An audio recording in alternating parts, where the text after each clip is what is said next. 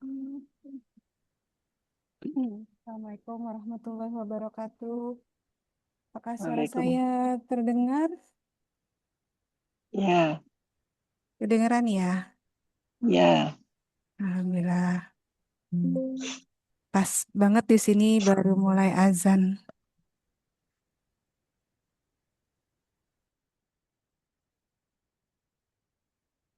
Sambil nunggu yang lain bergabung, saya mute dulu ya.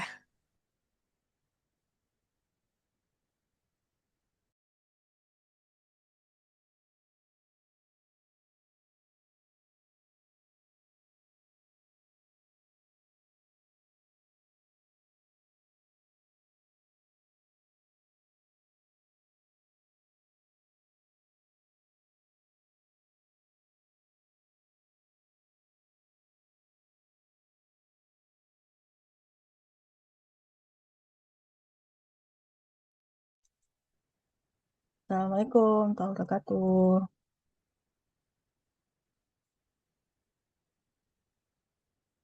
Waalaikumsalam warahmatullahi wabarakatuh, Kak Agni. Ini kebetulan lagi pas banget azan, jadi tunggu sebentar ya. Oke, Azannya selesai siap. dulu.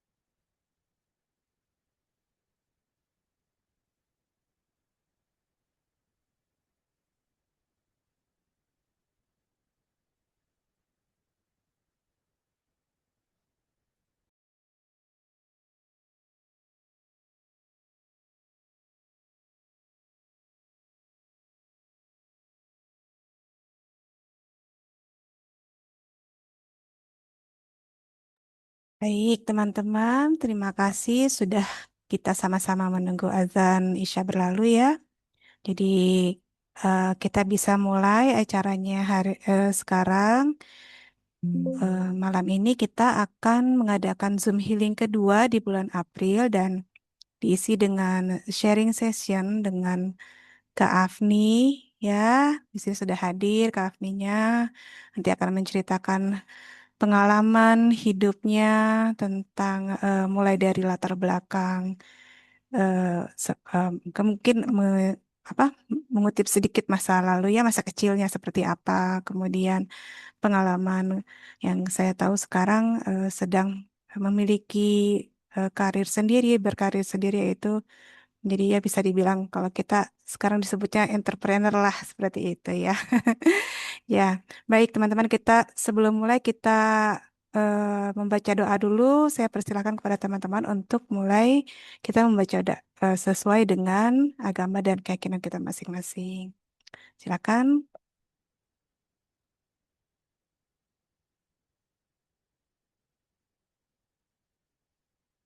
Baik.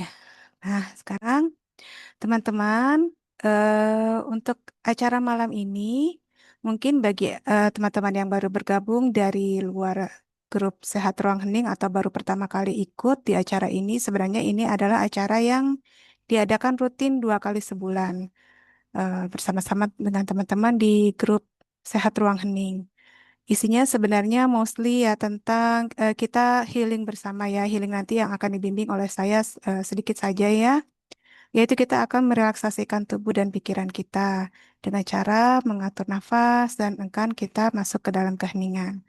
Tapi beberapa kali nanti akan saya juga kombinasikan. Jadi di sini akan ada eh, saya usahakan untuk memberikan ruang untuk teman-teman bisa mendapatkan informasi atau pengetahuan baru dari pihak-pihak dari luar ya. Kita nanti bisa undang berbagai macam yang untuk bisa membagikan pengalaman mereka, ilmu mereka yang insya Allah bermanfaat untuk kita semua.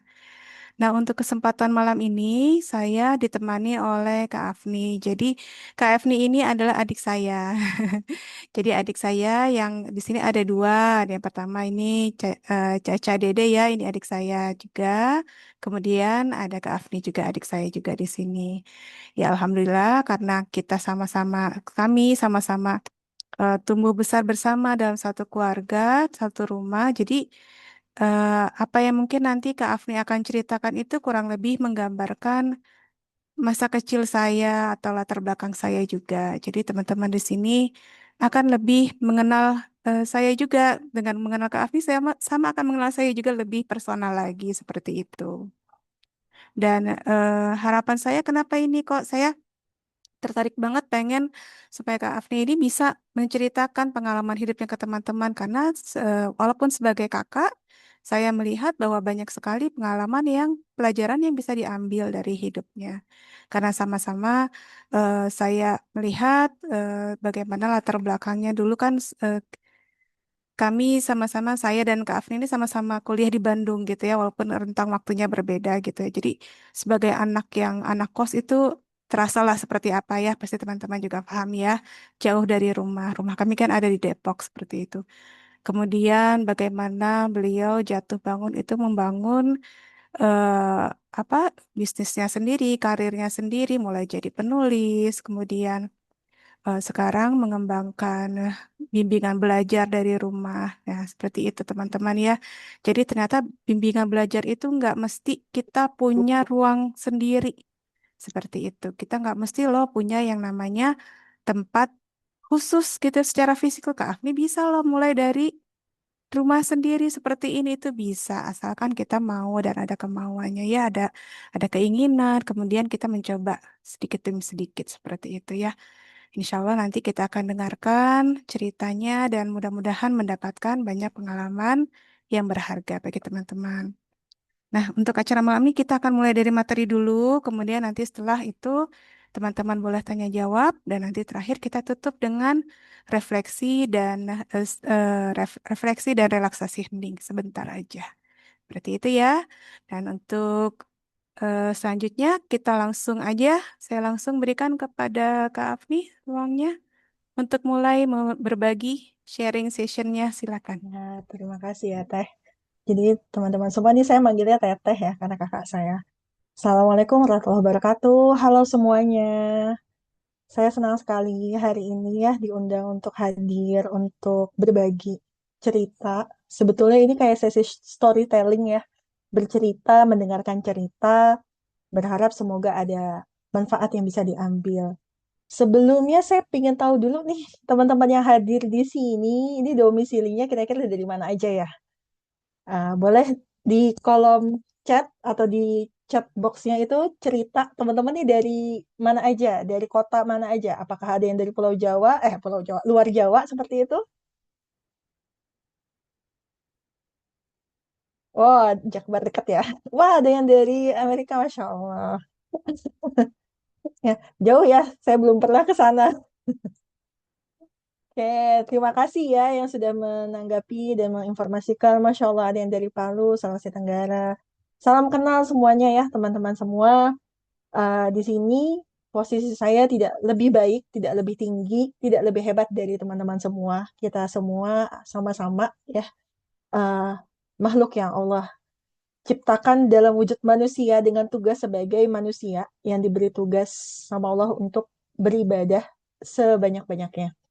Nah, tapi di sepanjang perjalanan itu ternyata tidak semulus itu ya. Kita semua menghadapi eh, benturan, ya, situasi-situasi yang membuat kita dalam posisi kesulitan, ya, jatuh berkali-kali seperti itu dalam hidup. Dan eh, saya ingat sekali pada satu waktu teman saya pernah, saya waktu itu tuh dalam kondisi jatuh sekali.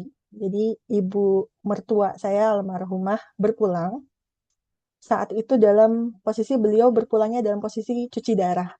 Ya, jadi saat itu saya merasa bersalah sekali kepada beliau. Kenapa? Karena saat beliau cuci darah itu saya yang menunggu. Dan ibu almarhumah pada saat itu sudah menunjukkan rasa kesakitan. Ya, tapi saya tidak tahu ini apa gitu. Saya taunya kalau orang lagi cuci darah dengan jarum sebesar itu nancep ke badannya, ya tentu nggak boleh gerak ya. Kebayang kalau misalnya sobek gitu dan terbuka pembuluh darahnya berdarah. Ada rasa, pada saat itu ada rasa kesal, jujur saja, karena kok ibu nggak bisa tenang banget sih bu lagi cuci darah gitu ya. Kesakitan bergerak-gerak memberontak sampai saya kewalahan harus menahan badannya. Terus kemudian kami bergantian jaga, lagi masih di fase cuci darah, bergantian jaga, datang suami saya dan adiknya, dan saya dengan agak perengat-perengut gitu, ibu ini susah banget dijagainnya, karena sehabis cuci darah itu setelah 2 minggu ibu dirawat, ibu diizinkan pulang. Jadi kami menanti harapan ibu pulang dari rumah sakit. Terus kemudian setelah bergantian hanya dalam hitungan kurang dari 1 jam kemudian saya dapat kabar ibu marhumah itu sakaratul maut dan berpulang lagi di posisi cuci darah. Terus saya merasa guilty feelingnya besar sekali dan saya sampaikan saya ngerasa berat banget pada saat itu pengalaman pertama saya sampaikan ke teman saya dan teman saya waktu itu hanya menanggapi seperti ini. Hafni, eh, setiap orang yang hidup sama Allah tuh diberi ujian. Ya, kita tuh setiap yang hidup itu diberi ujian. Bedanya, ujian yang diberikan itu adalah yang sama-sama kita sanggup menanggung bebannya. Jadi di sini saya tidak lebih hebat ujiannya dibanding teman-teman semua, karena setiap dari kita diberikan ujian, bedanya ya, ujian itu yang Allah tahu banget kita akan sanggup untuk menanggungnya. Oke, Bismillahirrahmanirrahim ya, itu tadi permulaan. Saya di sini ingin berbagi cerita teman-teman semua mengenai perjalanan menerima dan memaafkan masa lalu. Sebelumnya saya ingin mengenalkan diri dulu ya. Nama saya Afni Hairunisa. Mungkin teman-teman bingung kenapa dipanggilnya Kak Afni gitu ya. Karena saya pernah menjadi seorang guru di sekolah dan di sekolah itu semua gurunya berapapun usianya dipanggilnya kakak gitu ya. Jadi saya dipanggilnya Kak Afni, Kak Afni. Dan ternyata kebiasaan dipanggil itu sampai sekarang gitu. Dipanggil Kak Afni bahkan sama yang jauh lebih muda, yang lebih cocok jadi anak gitu ya. Bahkan ya sama yang jauh lebih tua gitu. Jadi karena sudah biasa dipanggil Kak Afni. Jadi nama saya Afni Herunisa, saya founder tadi yang ruang belajar yang saya jalankan dari rumah secara online itu namanya emisha.id. Teman-teman boleh berkunjung ke Instagramnya ya, @emisha.id untuk kenalan seperti apa Emisha itu. Lalu Alhamdulillah di perjalanan hidup saya, ya saya diberi kesempatan untuk belajar talent mapping dan menjadi praktisi talent mapping. Lalu kemudian Allah perkenankan lagi saya untuk mulai masuk ke tugas coaching sebagai slang based coach dan sesekali mengisi motivasi, kelas motivasi sebagai motivator di sekolah-sekolah. Eh, tapi di antara semua tugas-tugas itu, tugas yang paling genuine saya rasakan itu adalah ketika menjadi seorang ibu. Jadi kalau misalnya berkenalan sama Kafni itu jangan heran kalau saya melabel utamanya itu saya adalah seorang ibu. Seperti itu. Di sini saat ini teman-teman semua, saya akan bercerita atau membagikan cerita ya, storytelling. Jadi sesi sharing kali ini saya disclaimer dulu teman-teman, ini adalah sharing session personal. Oleh karena personal, maka ceritanya atau cara-caranya, langkahnya akan sangat subjektif. Saya pahami mungkin tidak akan berlaku secara universal untuk semua kasus seperti itu ya. Dan ini bukan sesi klinis atau panduan yang tadi yang sifatnya universal untuk semua orang. Dan saya meyakini setiap perjalanan hidup berbeda ya. Jadi saya tidak hadir di sini tidak untuk mengecilkan ya ujian-ujian yang dihadapi oleh teman-teman semua. Apa yang saya harapkan semoga ada perspektif dan hikmah. Jadi memperkaya wawasan ya bahwa ini ada satu cara jalan berdasarkan pengalaman saya yang sudah dilalui jujur apa adanya. Dan semoga bisa memberikan hikmah. Tetap bila butuh bantuan spesifik, silakan teman-teman hubungi mereka yang profesional di bidangnya ya. Eh, Satu lagi terakhir, karena saya seorang Muslim, maka perspektif yang saya sampaikan tidak lepas dari agama Islam seperti itu. Semoga tidak menimbulkan rasa mengganggu ya. Jadi saya sampaikan dulu disclaimer-disclaimer ini sebelum masuk ke ceritanya. Oke, sudah siap? Kita mulai ya. Bismillah. Nah, ketika melihat gambar seperti ini, teman-teman semua, terutama pada sosok laki-laki berbaju jingga yang sedang menunjuk, ya, apa sih rasa atau emosi yang bisa ditangkap sama teman-teman semua? Ya, apa sih rasa atau emosi yang sedang dialami oleh Bapak berbaju jingga yang sedang menunjuk? Kira-kira teman-teman bisa jawab nggak di kolom chat? Apa sih yang ditangkap nih? Rasa atau emosi yang muncul? Marah. Ya, betul ya. Marah. Kita melihat gambarnya saja tuh sudah bisa tervibrasi ya dengan emosi itu ya. Ini rasa marah gitu. Ketika kita mengkategorikan emosi sebagai marah, marah itu biasanya wujudnya apa? Suara meninggi ya. Ada keinginan menyakiti atau melukai orang lain baik melalui lisan ataupun perbuatan, misalnya contohnya seperti itu. Itu wujud dari amarah. Namun, rupanya, dari pengalaman yang saya rasakan, ada marah yang wujudnya tidak seperti itu. Tidak meluap-luap. Wujudnya berada dalam diri terpendam senyap sekian tahun lamanya. Kalau keluarnya ya tidak bentak-bentak, suaranya tidak tinggi, senyum wajahnya. Tapi di dalam dirinya itu riuh sekali. Dan ini yang saya rasakan. Ya, kenapa saya memahami ini sebetulnya wujud marah? Justru saya memahami wujud marah setelah melalui perjalanan yang panjang untuk memahami apa sih yang sebetulnya saya rasakan. Yang saya tahu tuh wujudnya hanya dalam bentuk perilakunya. Jadi pada saat itu saya itu sifatnya pasif agresif. Kalau berhubungan sama orang, kalau tidak menarik diri, ya ketika relasinya dengan orang yang lebih lemah, ya saya bisa sangat agresif. Ya, suara bisa tiba-tiba meledak atau bisa tiba-tiba keep silent, tidak ada sama sekali. Terus kemudian yang saya rasakan tuh ketegangan terus-menerus, susah tidur. Nah, apalagi kalau ada satu peristiwa yang memantik tuh bisa 2 minggu saya kesulitan tidur. Teringat terus peristiwa itu di pikiran, ya. Sampai degup jantung itu berdetaknya tuh kayak rasanya kenceng banget dan terdengar gitu. Sampai saya nggak bisa tidur karena saya dengar suara degup jantung saya sendiri. Duk, duk, duk, kayak gitu. Di sisi lain, nggak ada henti-hentinya menyalahkan diri sendiri.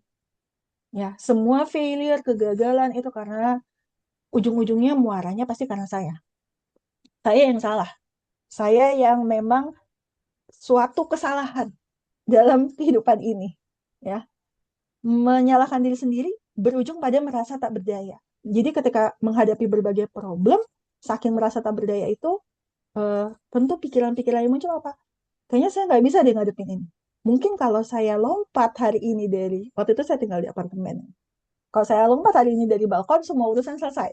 Gitu. Jadi, karena saya merasa tak berdaya, tak punya resource yang dibutuhkan untuk menghadapi problem-problem kehidupan. Di sisi lain juga lebih banyak diam dan menghindar menutup diri. Jadi, ini ternyata wujud perilaku dari amarah yang terpendam sekian lama. Tapi waktu itu saya kenalnya ya perilakunya aja. Kenapa saya seperti ini ya? Apa yang salah sih dengan diri saya? Itu saya mencoba memikirkan dan bertanya gitu. Eh, Lalu kemudian saya mengoleksi daftar koleksi apa yang salah dengan diri saya. Pertama saya merasa gagal dalam menjalankan kehidupan ini karena apa? Karena saya pernah salah jurusan kuliah. Karena saya pernah dipaksa ngambil kuliah yang saya tidak mau, walaupun itu di PTN yang terkenal di Indonesia gitu. Terus kemudian pada saat itu suami saya mengalami sakit kronis dan berat di usia yang masih sangat muda, ya masih 30 tahun. Vonisnya berat sekali. Dan pada saat itu belum punya anak sampai di usia pernikahan lebih dari 5 tahun. Jadi kalau ini bukan lagi secara individu menyalahkan diri ya, tapi dari lingkungan pun mempertanyakan terus-menerus gitu. Nah, yang lebih ultimate lagi, udah sekian banyak kegagalan-kegagalan, saya nganggur lagi pada saat itu ya. Jadi pengangguran, tidak bekerja pada suatu perusahaan gitu, suatu pun ya statusnya kalau di mata orang tuh kayak orang mandang saya aja saya ngerasa saya dipandang sebelah mata ya, padahal dia mandang dengan dua mata gitu. Jadi seperti itu rasanya. Tapi ketika eh, lagi bisa berpikir lebih logis, ya, membandingkan antara prasangka dengan realitanya, saya menemui satu hal atau satu sisi yang berbeda sesungguhnya. Jadi prasangka atau asumsi saya salah jurusan sehingga hidup saya gagal. Realitanya, ya, walaupun saya salah jurusan, saya dapat pekerjaan jauh lebih cepat dibandingkan teman-teman pada saat itu karena saya punya kemampuan bahasa Inggris cukup baik pada saat itu. Jadi kalau dibilang failure atau total failure enggak kok gitu ya. Atau suami mengalami sakit kronis dan berat, benar, tapi realitanya suami saya itu masih beraktivitas normal walaupun secara fisik tidak seperti orang normal pada umumnya. Masih bisa bekerja, masih bisa ikut maraton gitu ya. Jadi kenapa saya harus membebani pikiran dengan kenyataan yang satu, padahal ada realita yang berbeda gitu. Belum punya anak, ya ini berat, berat sekali. Mungkin ada di antara teman-teman yang sudah menikah lebih dari 5 tahun belum punya anak ya, rasanya berat sekali diperhakimkan terus ya di hadapan orang-orang, ya dijudging terus gitu kan. Kenapa dipertanyakan seperti itu?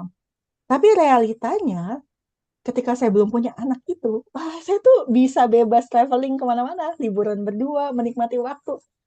Jadi kalau cuma yang satu titik ini, nyatanya ini kayaknya nggak akan bikin saya terlalu down banget nih jatuhnya gitu. Terus kemudian pengangguran. Ya, realitanya saya nggak kerja di satu perusahaan, tapi saya masih punya banyak job freelance pada saat itu. Dan penghasilannya masih di atas UMR. Cuma untuk orang-orang yang tidak paham bahwa ada tipe bekerja yang nggak harus di perusahaan dengan penghasilan, ya saya tampak dipandang sebelah mata. Jadi eh, antara asumsi dengan realita itu ada gap sebetulnya. Seperti itu. Lalu kemudian saya mulai mencari lagi, bertanya lagi, kalau bukan ini penyebabnya, kenapa saya perilakunya seperti itu, akar masalahnya di mana?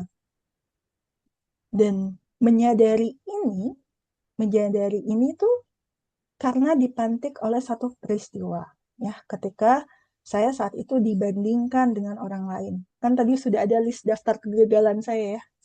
Kemudian dibandingkan, wah kamu kenapa tidak seperti anaknya si A, si B, si C? Ini udah punya pekerjaan, punya penghasilan, punya kendaraan, punya rumah, punya anak, bla bla. Bla.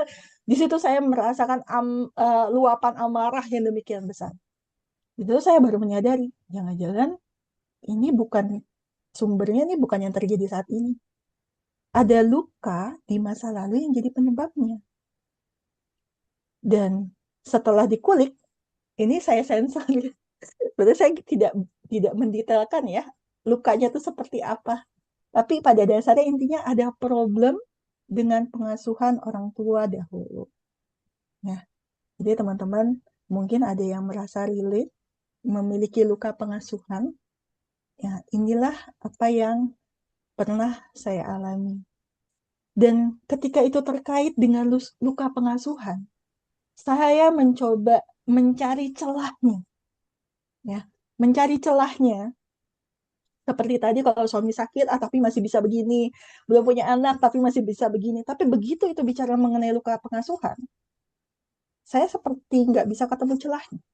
Kenapa? Karena ini sudah terjadi, ini nyata terjadi. Saya nggak punya pilihan untuk mengulang masa lalu dan meriset pemikiran untuk membuat mudah menerima. Ya, jadi waktu itu saya pernah ikut pelatihan. Di pelatihan itu dibilang begini, kalau kalian punya luka sama orang tua, coba bayangkan album biru orang tua kalian. Album biru itu maksudnya album masa kecil orang tua kita. Bagaimana orang tuamu dulu diperlakukan lagi oleh orang tuanya, ya. Di situ kamu akan menyadari bahwa sesungguhnya orang tuamu tuh sudah berusaha terbaik buat kamu, ya, dibandingkan versi mereka sebagai anak dari orang tuanya. Ya, bisa sih pikiran seperti itu, tapi kan dalam hati pasti menolak ya. Karena seharusnya relasi anak dan orang tua tidak seperti itu. Ya, sama seperti pertanyaan banyak anak-anak zaman sekarang nih. Kenapa sih siklusnya nggak diputus di kamu gitu? Kenapa diterusin ke aku? Ya, kenapa siklusnya tidak diputus di orang tua kita aja? Kalau mereka memang pernah disakiti gitu, pernah punya luka pengasuhan, kenapa harus disampaikan ke aku gitu? Jadi pertanyaannya seperti itu. Memang seharusnya relasi anak dan orang tua itu ya tidak seperti itu. Kenapa harus terjadi seperti itu gitu? Kira-kira teman-teman di sini ada nggak yang merasa relate dengan cerita tadi? Ya, ada nggak kira-kira yang merasa relate dengan cerita tadi dan mulai mempertanyakan, ini ya, kenapa saya harus diperlakukan seperti ini ya? Atau kalau di bahasa anak-anak zaman sekarang, anak itu kan nggak minta dilahirkan gitu, ya? Kok dia harus mengalami atau apa berada dalam pengasuhan yang penuh luka seperti itu?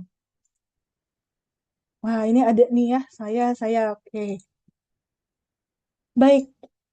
Nah, pada saat itu karena saya tidak bisa lagi uh, meresetting gitu ya. Apa sih gitu ya? Karena ini sudah terjadi, maka pilihannya buat saya saat itu adalah mencari cara bagaimana menerima, memaafkan, mencintai dan melangkah maju. Tapi teman-teman semua ini nggak segampang ditulisin menerima, memaafkan, mencintai dan melangkah maju seperti ini ya. Jadi ada proses, ada tahap-tahapnya. Pertama adalah membangun fondasi. Ini penting sekali.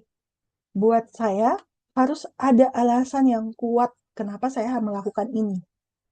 Ya, kebayang orang yang sedang marah lalu kemudian dia diminta untuk menerima, memaafkan, mencintai dan melangkah maju gitu, move on. Nah, alasan yang kuat itu hadir dalam satu waktu saya mendengarkan kajian Ustadz Adi Hidayat, ya ini di streaming YouTube pada saat itu. Dan saya cukup terhenyak karena dalam salah satu ceramahnya berkata gini, ya Ustadz Adi Hidayat, birrul walidain itu adalah perintah Allah kedua setelah tauhid mengesahkan Allah. Itu saya tersentak gitu. Hmm, perintah kedua setelah mengesahkan Allah. Berat nih gitu ya. Nggak seenteng itu kan ya gitu. Nggak seenteng itu ternyata. Buat teman-teman yang belum tahu, birrul walidain itu berbuat atau berbakti ya sebaik-baiknya kepada orang tua. Ya buat seorang anak yang sedang marah ya dengan luka pengasuhan dan masih menyalahkan masa lalu, dikasih ceramah kayak gini pasti berat banget ya rasanya. Tapi karena saya meyakini bahwa kalau saya taat dengan yang Allah perintahkan, takkan ada yang sia-sia. Ya, artinya begini, kalau saya taat, saya coba deh, oke, saya mau, saya melakukan ini bil walidain. Tapi ujungnya orang tua saya nggak berubah, misalnya fail, gagal. Tapi kan amalnya tetap tercatat di sisi Allah bahwa saya sudah berupaya untuk menjalankannya. Ya, jadi dalam melakukan ini tujuannya itu bukan end result-nya, tapi saya berupaya apa tidak untuk berupaya taat. Jadi intinya itu saya berupaya apa tidak untuk berupaya taat dengan perintah tadi. Ya, tetap ada dua kemungkinan. Apakah ketika dijalankan ini kemudian akan berhasil atau ya, gagal. Apapun end result-nya sudah tercatat amalnya bahwa saya berupaya untuk taat. Itu aja yang kemudian menjadi landasan yang kuat. Ya sudah, kalau memang saya diperintahkan seperti ini, saya akan berupaya. Masalahnya adalah bagaimana memperbaikinya, ya. Bagaimana memperbaikinya pada saat itu. Nah, ini yang saya lakukan. Jadi teman-teman semua, apa yang cara memperbaikinya itu bisa berbeda-beda. Karena case per case itu pasti berbeda ya. Setiap orang mengalami peristiwa yang berbeda.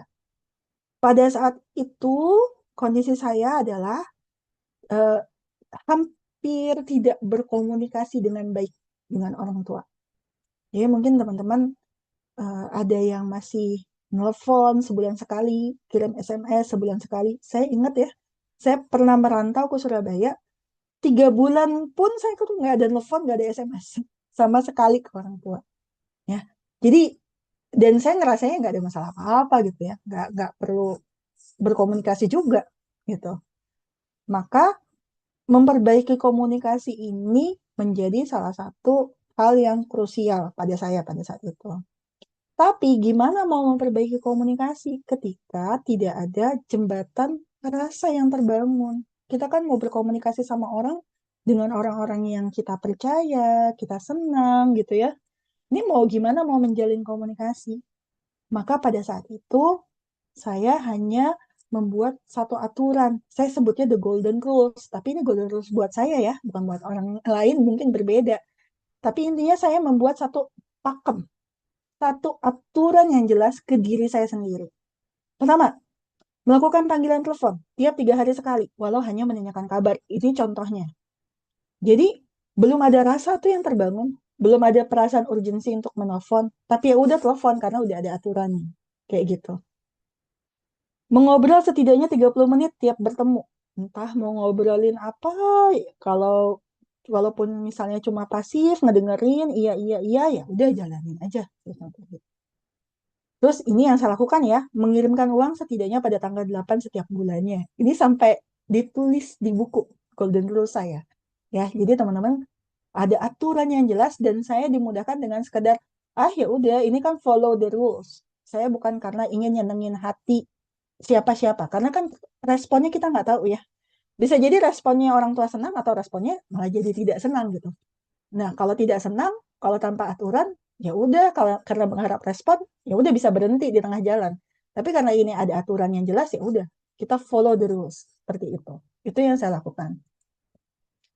Kemudian daftar aturannya itu terus bertambah. Jadi seiring berjalannya waktu, daftar aturannya itu terus bertambah karena interaksinya itu saya akhirnya makin tahu ya bagaimana berinteraksi dengan orang tua setelah komunikasi yang nyaris nggak ada itu. Ya, saya tidak akan mengangkat telepon mendadak, beri jeda waktu 1 jam, ya, bila ada telepon mendadak, ya, karena telepon mendadak itu artinya saya akan jadi pelampiasan emosional, pembicaraannya akan sangat tidak menyenangkan buat hati pada saat itu. Jadi, kalau telepon mendadak, jangan diangkat dulu deh, nanti dulu, gitu. Bisa jadi saya tidak akan mau diajak membicarakan isu tertentu, ya. Kalau kesulitan, cara bicaranya gimana? Kalau perlu dituliskan. Dan itu yang kita sampaikan, itu yang saya sampaikan. Ya, Uh, ya kalau untuk urusan ini saya nggak mau bahas lebih lanjut. Ya, udah. Terus kemudian saya berlepas diri bila diminta membantu si A, si B. Ya, bila merasa mereka masih mampu. Jadi karena ada dorongan bakat, saya punya bakat responsibility kuat. Ya, jadi kalau misalnya orang tua minta tolong bantu si ini, tolong bantu si itu saya bisa merasa bersalah sekali kalau sampai tidak membantu seperti itu. Jadi sebetulnya intinya adalah setting boundaries yang sedang dilakukan. Jadi membuat aturan, membuat batasan yang jelas. Seperti itu.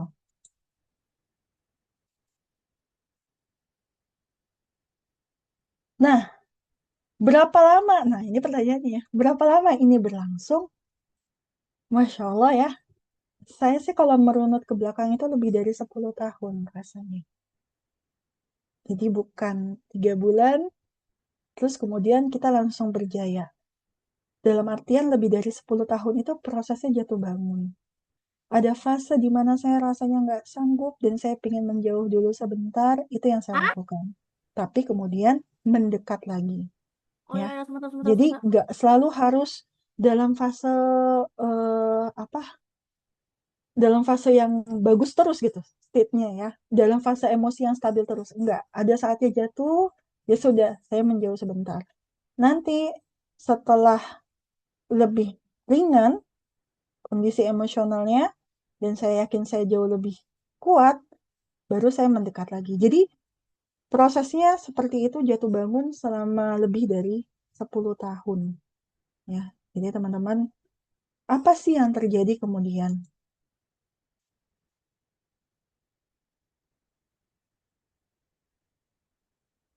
Apa yang berubah ya setelah proses yang sekian panjang ini? Ternyata, in the end, teman-teman semua, apa yang saya rasakan itu dan saya alami, saya tuh nggak butuh permintaan maaf dari orang tua. Jadi orang tua saya ada satu waktu, alhamdulillah, saya akhirnya bisa berani bicara, menyampaikan soal apa yang saya rasa dulu waktu kecil, ya, eh, betapa ya situasi itu begitu menyakitkan gitu. Eh, Walau pada saat itu ayah saya masih denial, menyangkal, tapi beberapa waktu kemudian beliau meminta maaf. Dan ketika beliau meminta maaf itu, saya baru sadar, oh ternyata saya tidak butuh permintaan maaf ini. Yang saya butuh itu adalah diri saya mau memperjuangkan apa yang benar untuknya. Jadi saya butuhnya tuh berjuang untuk diri saya, ya. Apa perjuangannya? Bahwa menerima peristiwa yang terjadi, bahwa peristiwa ini memang pernah terjadi. Jadi yang saya butuhkan itu bukan permintaan maaf. Yang saya butuhkan itu adalah saya bisa menerima peristiwa ini telah terjadi. Ini adalah realita kehidupan saya. Semakin saya menyangkal realita itu justru semakin menyakiti diri saya. Kemudian jatuh bangun di sepanjang perjalanan, terluka, tapi masih tetap kembali lagi. Kenapa masih tetap kembali lagi? Ya, karena tadi, alasan tadi, ingin taat sama perintah Allah birrul walidain tadi. Ya. Tanpa diduga, justru membuat potensi-potensi diri saya terasah. Ya, kalau katanya istilah praktisi TM ya, bakatku butuh praktisi talent mapping ya. Jadi ada bakat yang muncul dorongannya karena kebutuhan gitu ya. Jadi potensi-potensi yang tadinya saya tidak tahu itu justru terasa. Jadi sepanjang perjalanan ini yang didapat ya. Terus kemudian saya menyaksikan perubahan-perubahan pada diri sendiri. Ya, semakin dewasa, semakin bijak mengambil tanggung jawab, semakin berani gitu.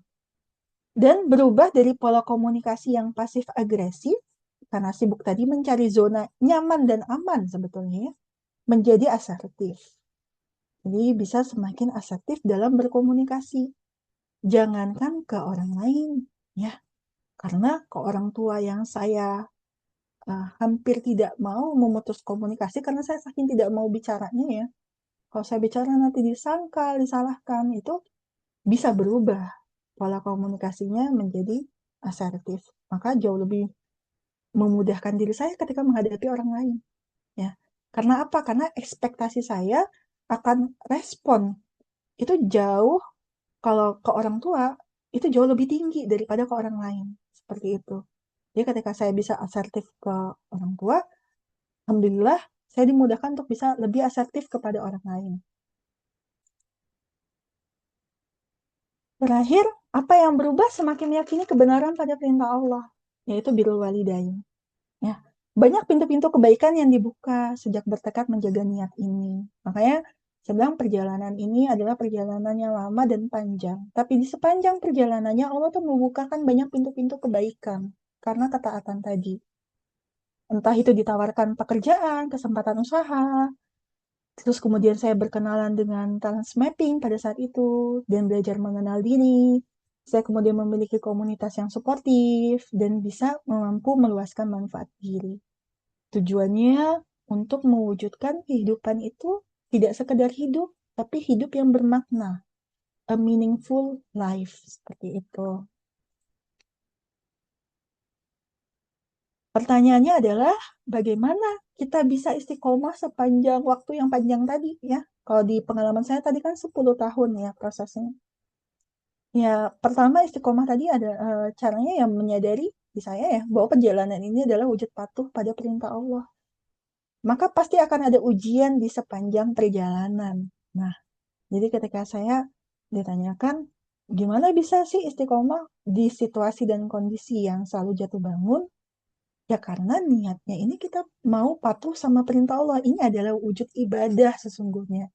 Dan seseorang yang mau melaksanakan kebaikan, itu udah pasti akan datang ujian-ujian. Ya. Jadi menyadari itu bahwa ini akan ada ujian, itu jauh memudahkan. Ya, jauh memudahkan untuk menerima bahwa akan ada ujian-ujiannya. Seperti itu. Kemudian menjaga istiqomah itu juga dengan cara berdoa. Ya, terus dilembutkan hati semua pihak, terutama diri saya. Jadi teman-teman, eh, saya tidak hanya mendoakan orang tua yang dilembutkan, tapi saya juga, terutama diri saya. Ya, diri saya ini ya Allah, tolong dilembutkan supaya kalau itu kebenaran, ya saya nggak langsung menyangkal, tapi saya berupaya untuk menerima walaupun sulit. Nah, kalau dari segi ikhtiarnya, ya, bagaimana bisa istiqomah di perjalanan waktu yang panjang tadi? Kalau saya orangnya butuh kejelasan, ya, maka saya akan menuliskan dengan jelas basis atau alasan kenapa saya harus melakukan ini. Kenapa saya harus rekonsiliasi dengan orang tua? Kenapa saya harus belajar menerima dan memaafkan masa lalu saya? Itu saya akan tuliskan alasan-alasannya. Kemudian kedua, selalu dalam apapun yang kita lakukan itu butuh ilmu yang terus ditambah. Jadi nggak bisa menolak, menyangkal, tapi kita tidak berupaya untuk mempelajari terlebih dahulu. Coba belajari dulu, tambah terus ilmunya. Kemudian secara ikhtiar cara ya, butuh ilmu untuk membangun komunikasi. Karena kan tadi problem di saya itu adalah kesulitan komunikasi ya. Bagaimana membangun komunikasi? Nah, salah satu buku yang saya baca itu yang dari Dale Carnegie ini ya, bahwa orang lebih suka dihargai dengan tulus daripada dikritik, seperti itu contohnya. Lalu kemudian butuh latihan dan kesabaran. Jadi perjalanan menerima dan memaafkan ini memang akan butuh waktu. Akan jauh lebih terbantu kalau teman-teman punya prosedur yang jelas ya. Tadi yang saya buatkan kayak contoh golden rules itu ya, prosedur yang jelas yang tinggal ya udah diikutin aja, walaupun rasanya lagi nggak ingin, udah diikutin aja sesuai dengan prosedur atau aturan yang jelas. Lalu terakhir, dan ini penting banget berada di lingkungan orang-orang yang suportif dengan tujuan ini. Ini salah satu hal yang eh, harus didoakan ya, diminta gitu, diberikan, dipertemukan dengan orang-orang yang suportif. Kalau misalkan kita berada di orang-orang yang menegasikan upaya ini, banyak kan ya yang menegasikan upaya ini, ya udah putus aja hubungan gitu sama orang tua, anggap aja nggak ada. Saya sih tidak merasa yakin bisa ya, karena deep inside dalam pikiran kita kenyataan atau realitas itu pasti ada ya. Mau dikubur sejauh apapun pasti ada, dan satu waktu dia bisa jadi muncul ke permukaan seperti itu. Jadi beradalah di lingkungan dengan orang-orang yang suportif. Berdoa dan minta dipertemukan dengan orang-orang yang memiliki pemikiran yang sama. Oke, ini terakhir ya, ini udah cukup lama ya ceritanya ya. Apa sih pintu-pintu yang terbuka gitu ya? Pintu yang terbuka nih salah satunya bisa mengikuti assessment talent mapping, terus kemudian menjadi praktisi TM ya. Dan setelah menjadi seorang praktisi talent mapping dan mempelajarinya, mohon maaf ya karena waktu saya nggak mungkin menjelaskan detail apa itu talent mapping. Mungkin the next session kali ya, sesi berikutnya aja gitu. saya akan lebih menjelaskan mengenai apa itu transmapping. Eh, Setelah menemukan itu, saya menemukan jalan produktif yang dinikmati. Jadi merasa happy, senang ya, menjalankannya. Dan menemukan jalan mengenal diri, mengenal dan memahami tugas. Ya. Jadi apa yang ujung-ujungnya yang dicari adalah eh, mampu menuju jalan ketenangan. Gitu.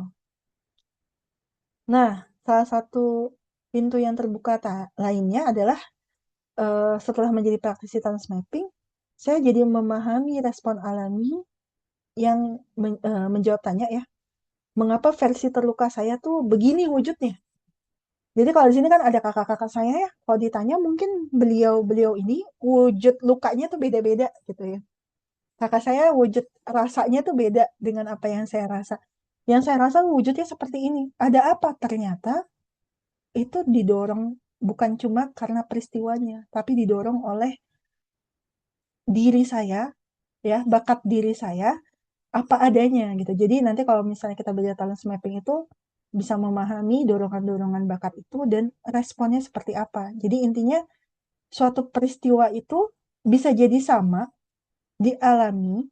Saya di keluarga saya tuh ada lima anak ya, mengalami peristiwa yang sama nih, tapi responnya tuh bisa beda-beda, ya. Responnya tuh bisa beda-beda. Dan wujud responnya itu dipengaruhi oleh bakatnya, seperti itu. Mungkin ini nanti bahasannya harus di sesi yang berbeda ya, karena ini lebih kompleks ya, lebih rumit. Oke, kita akhiri ya epilog. Teman-teman semua, yakin nggak kalau tidak ada kebetulan dalam hidup ini? Sama seperti saat ini ketika teman-teman hadir di sesi Zoom kali ini. Kalau kita mempelajari alam semesta, kita akan menemukan bahwa di alam semesta ini segala sesuatu ya berada dalam suatu pola dan aturan-aturan. Nggak ada yang kebetulan-kebetulan mendadak. Kalau sekian banyak ya pengaturan semesta ini terlalu banyak kebetulan-kebetulan, kita akan mendekati kehancuran semesta justru. Ya. Tidak ada yang namanya kebetulan dan itu pun Allah jamin ya dalam surat Al-Ankabut bahwa bumi dan langit ini tidak diciptakan dengan main-main berikut dengan isi di dalamnya gitu. Artinya, ketika Allah menciptakan kita dan menghadirkan kita ke dunia ini, itu bukan suatu kebetulan dan bukan suatu kesalahan. Walaupun ya kita mungkin bisa jadi berada di lingkungan pengasuhan masa kecil yang tidak seideal yang kita harapkan. Semua itu peristiwa-peristiwa yang pernah terjadi di masa lalu itu juga bukan kebetulan. Apalagi relasi-relasi yang sudah Allah tentukan. Relasi orang tua dan anak itu adalah relasi yang sudah Allah tentukan. Kita kan nggak bisa memilih siapa orang tua kita. Sama seperti orang tua kita nggak bisa memilih siapa anaknya. Dalam artian, ketika tidak ada kebetulan, artinya ada tujuan-tujuan ya diberikannya ujian-ujian ini dalam kehidupan kita. Nah, tugas kita salah satunya itu adalah menggali hikmah, mengapa ujian-ujian ini harus kita alami. Demikian teman-teman cerita dari saya, kurang lebihnya saya mohon maaf. Ingat, sekali lagi ini adalah cerita personal, sangat subjektif. Ini yang saya alami, ya, ini yang saya rasakan. Semoga ada hikmah dan manfaat yang bisa diambil. Terima kasih semuanya. Assalamualaikum warahmatullahi wabarakatuh. Waalaikumsalam warahmatullahi wabarakatuh. Nah, ini ceritanya lumayan panjang ya. Jadi mulai dari latar belakang, kemudian apa sih yang dialami, dan ternyata cerita itu eh, ternyata justru yang mungkin kalau kita lihat sekarang kita dari sekarang pada posisi ini melihat ke belakang itu tidak menyenangkan, tapi ternyata kalau kita kulik-kulik lagi ternyata memang ada banyak sekali hikmah di dalamnya. Jadi apa yang diceritakan tadi oleh Kak Afni itu memang juga dirasakan oleh saya. Jadi secara personal ya, teman-teman juga lebih mengenal saya di sini. Apa yang dialami oleh Kak Afin itu juga dialami oleh saya. Jadi kalau teman-teman sekarang melihat mungkin kok Bu Fani atau Mbak Fani kok kayaknya lebih tenang, kalem atau seperti apa, itu sebenarnya sesudah melalui apa ya, perjalanan yang juga memang tidak tidak pendek ya, jadi panjang juga gitu ya. Ada juga masa-masanya saya merasa merasa bingung, merasa tidak tahu apa yang harus dilakukan seperti itu ya, karena memang didikan kami punya orang tua itu memang keras ya orang tua kami. Jadi mereka orang tua kami, ayah kami itu punya prinsip yang memang sangat lumayan tegas sekali gitu ya. Kemudian ibu kami juga memiliki istilahnya apa ya, memiliki punya banyak sekali aktivitas di luar rumah seperti itu. Jadi kami anak-anaknya tumbuh memang harus dalam tanda kutip seperti meraba-raba sendiri seperti itu ya. Tapi satu hal bahwa memang benar Kak Afni bilang tadi tidak ada hidup yang diciptakan itu asal-asalan, main-main atau kebetulan. Dalam eh, dalam demikian banyak keterbatasannya, orang tua kami itu membekali sejak kami kecil itu dengan buku. Seperti itu ya, yang namanya pengetahuan, ilmu pengetahuan, kemudian buku ensiklopedia dan lain-lain itu sangat-sangat sekali ditunjang oleh orang tua kami. Nah, dari sanalah itu maka kemudian kami bisa membekali diri dan sekarang memang terbukti bahwa apa yang dibekali dulu oleh orang tua kami itu memberikan banyak sekali ilmu, pelajaran dan hikmah bagi kami seperti itu ya. Nah, apa yang diceritakan oleh Kak Afni tadi juga kurang lebih banyak ya bersinggungan dengan yang kita lakukan di Zoom Healing selama ini gitu ya. Seperti tadi eh, memiliki luka terpendam, luka pengasuhan itu kalau disimpan terus-menerus ternyata membuat ketegangan seperti itu. Nah, saya yakin teman-teman di sini juga punya banyak pertanyaan atau cerita yang mungkin memiliki mungkin kesamaan-kesamaan seperti itu ya, dan ingin dipertanyakan juga kepada Kak Afni, bagaimana sih cara untuk bisa eh, kemudian sedikit demi sedikit gitu ya untuk memperbaiki masa lalu yang sudah terjadi itu. Jadi kita tidak hanya berpegangan kepada cerita yang eh, menyedihkan atau membuat kita seakan-akan tidak berdaya gitu, tapi kita mulai bisa melihat walaupun apa yang kita alami itu memang tidak menyenangkan, tapi ini ada loh, ada manfaatnya, ada hikmahnya seperti itu. Nah, silakan teman-teman di sini kalau ingin bertanya atau ingin berbagi di sini boleh, saya persilakan.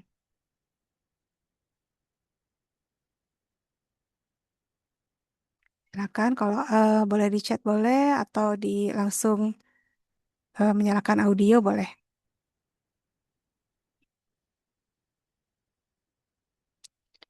Oh, teman-teman sendiri, saya tanya ya, izin saya tanya.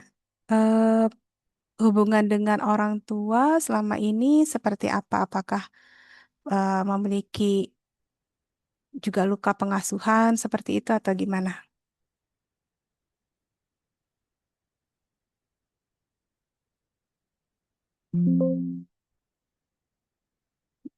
Oke, boleh. Oke, boleh. Sartika Aprilianti, boleh Mbak Sartika, boleh mau bercerita, mau sharing pengalamannya seperti apa, kemudian apakah sampai sekarang itu masih mempengaruhi atau enggak gitu seperti itu. Boleh. Eh, Maaf sebelumnya tadi sempat error, boleh diulangi lagi sebentar? Oh, boleh, boleh, boleh. Nah, pertanyaannya, tadi kayak sempat keluar soalnya. Ya, boleh kalau teman-teman ada yang ingin bertanya, kayak misalnya Kak Afni, eh kok bisa sih kepikiran misalnya dengan segala macam ujian di masa lalunya itu kok terpikir untuk bisa bertahan dan kemudian bisa apa ya istilah bangkit seperti itu. Saya deh yang nanya deh ya. Itu kenapa sih? Maksudnya kok bagaimana cara itu mulainya tuh? Seperti itu. Hmm, Padahal kan istilahnya mulai dari awal ya, istilahnya dari apa? Mulai dari kecil dulu ya. Kemudian boleh deh Kak Afni cerita lagi deh, ceritakan lagi pengalaman hidupnya deh. Kayaknya ceritanya banyak banget ini soalnya. hmm. Pengalamannya sangat kaya. Ya, kalau ditanya kok bisa ya alasannya Sebetulnya ini agak-agak susah dijawab ya, karena banyak alasan, banyak alasan berkumpul jadi satu gitu. Jadi pikiran-pikiran rasanya kayaknya saya udah nggak kuat jalanin hidup lagi tuh itu sering muncul dulu gitu ya. Dan di perjalanan juga masih sama. Kadang ada situasi-situasi rasanya kayaknya enakan dia nggak hidup lagi aja lah gitu ya. Gitu. Tapi itu dulu ya, di perjalanan itu. Jadi alasan pertama ya, paling pertama paling genuine apa adanya sih rasanya karena tidak nyaman aja. Ya. M- Semua perilaku yang terwujud tadi ya, punya marah, saya nggak bisa tidur, itu kan nggak nyaman ya teman-teman ya. Nggak bisa tidur, kepikiran gitu. Terus kok saya kalau komunikasi sama orang saya nggak mampu. Ya saya dulu gagap banget kalau ngomong sama orang lain gitu. Boro-boro berdiri kayak kayak gitu, bukan berdiri ya, maksudnya jadi pembicara seperti ini gitu. Atau jadi motivator itu tidak tidak ada dalam bayangan. Jadi awalnya ya karena tidak nyaman aja dengan wujud perilaku-perilaku diri sendiri gitu. Awalnya dari seperti itu. Dan berupaya mencari tahu kenapa saya ada di situasi seperti ini. Gitu. Itu sih awalnya. Oke, silakan teman-teman kalau ada yang mau menanggapi atau mau berbagi atau bertanya, boleh. Jadi, em, jadi sebenarnya, oh Assalamualaikum. boleh boleh, silakan. Waalaikumsalam warahmatullahi wabarakatuh. Izin, izin coach. Saya ini mau share sedikit. Silakan. Maaf, ya maaf juga tadi saya terlambat masuknya karena ada kesibukan lain. Gak apa-apa, Ya, silakan. ini berkaitan sama yang tadi kan katanya kita tidak bisa memilih orang tua kita siapa. Terus orang tua pun nggak bisa memilih anaknya siapa kan. Eh, Dosen mulai terbawa perasaan nih. Apa ya namanya? Jadi saya tuh gimana ya? Saya tuh punya orang tua yang keras gitu didikannya, coach. Dulu itu ada alasannya dalihnya demi kebaikan saya agar saya itu disiplin terus apa ya namanya? Nggak apa nggak nakal kayak gitu nah akhirnya sering saya tuh mendapat kekerasan waktu kecil. Nah saya sudah berusaha sedemikian rupa coach, apa namanya, dengan berbagai apa ya namanya, ikhtiar supaya saya tuh sembuh sembuh total terus supaya saya tuh ikhlas, akan tetapi kayaknya tuh kayak gimana lah, kayak masih aja gitu nah coach, masih masih ini belum bisa melepaskan, gitu coach. Baik. Baik, jadi belum bisa Hmm, melepaskan bebannya sih ya, terbawa terus mungkin iya itu banget, ya. iya betul. Bahkan akhir ini kan beberapa minggu yang lalu setelah Lebaran ya persisnya, saya tuh sampai ini perang hebat sama orang tua saya sampai beliau tuh akhirnya pengen minggat gitu. Saya pun, nah jadi kadang orang tua saya dan akhirnya saya pun sadar nggak sadar tuh kadang kalau ada masalah jadi pengennya tuh pergi aja kayak lari gitu dari masalah. Nah saya kebetulan saat ini masih lagi konsumsi obat psikiater coach, lagi konsumsi obat psikiater karena saya kadang ini sangat tertekan gitu sama orang tua saya itu. Beliau itu ya tadi kadang kayak diktator gitu nah. Diktator saya sih nggak berani juga lah menjas, cuma kok mirip gitu nah ciri-cirinya sama NPD. Kok saya kan sering lihat kayak pemaparan dokter atau apa tuh NPD tuh mirip gitu. Nah, ciri-ciri mengarah hampir semua ciri-cirinya sama. Nah, terus saya pun apa namanya udah sering juga hipnoterapi apa gitu. Nah, cuma entah kenapa kayak akhir-akhir ini sering misalnya ya terganggu. Jadi sering apa sih? Selalu terdengar suara-suara abah saya itu yang lagi marah-marah, yang lagi mencak-mencak, yang lagi berseteru sama saya, terus terbayang suaranya, mukanya gitu. Nah, jadi agak terganggu sih saya sebenarnya. Itu Coach, terima kasih Baik, waktunya. jadi baik ya. Terima kasih ya, Mbak Sartika ya. Jadi nanti akan dijawab oleh Kak Afni berdasarkan pengalaman hidup Kak Afni ya. Nanti akan dilengkapi oleh saya. Baik, silakan Kak Afni. Halo Mbak Sartika, salam kenal. Iya, halo Eh, Kak. panggil saya Kak Afni aja ya. Iya, Salam kenal siap. Mbak Sartika. Iya, Em, salam kenal juga Kak. saya sesungguhnya bingung ya mau menjawab apa. Ini saya menyatakan dengan jujur apa adanya saja teman-teman ya. Ketika itu berkait dengan rasa, karena setiap orang itu memiliki bagaimana cara merasa yang berbeda gitu. Tapi yang saya bisa sampaikan sih cuma satu Mbak Sartika ya. Em,